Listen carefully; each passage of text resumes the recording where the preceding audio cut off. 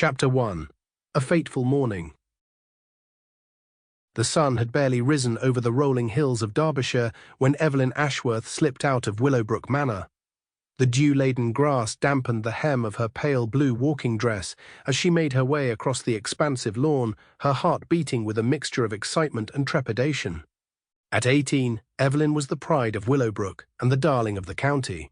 Her dark curls framed a face of delicate beauty, while her quick wit and lively manner had won her many admirers. Yet on this misty morning there was a shadow in her usually bright eyes, a tension in her graceful movements that spoke of inner turmoil. As she reached the edge of the estate, Evelyn paused, glancing back at the imposing Georgian mansion that had been her home for as long as she could remember. Willowbrook Manor stood silent and majestic, its windows still dark in the early morning light. For a moment she hesitated, her hand moving to touch the locket at her throat, a gift from her father on her 16th birthday. "Miss Evelyn," a voice called out, startling her from her reverie. It was Thomas, the elderly gardener, already at work among the rose bushes. "Out for an early morning constitutional, are we?" Evelyn forced a smile. "Yes, Thomas. It's such a lovely morning, I couldn't resist." The old man nodded, his rheumy eyes twinkling. "Aye, that it is. But do be careful, miss. There's been talk of gypsies in the area." "I will, Thomas, thank you," Evelyn replied, her voice catching slightly. With a final nod, she turned and continued down the path that led to the village of Millbrook. As she walked, her mind raced with the events of the past week. The letter hidden in her reticule seemed to burn against her side, its contents having shattered the peaceful existence she had known.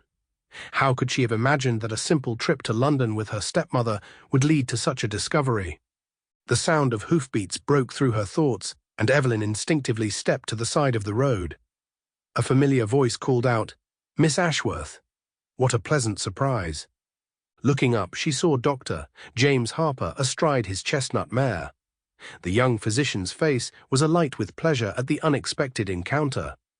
"Good morning, Dr. Harper," Evelyn replied, summoning a polite smile. "You're out rather early," he observed, bringing his horse to a stop beside her. "Is all well at Willowbrook?" For a moment Evelyn was tempted to confide in him. Dr. Harper had been a friend of the family for years, and his kind eyes and gentle manner had always put her at ease. But the secret she carried was too great, too shocking to share. "Yes, quite well," she managed. "I simply felt like an early walk." Dr. Harper studied her face, a flicker of concern passing over his features. "You seem pale, Miss Ashworth. Are you sure you're feeling all right?" "Perfectly fine, I assure you," Evelyn insisted. Sample complete. Ready to continue?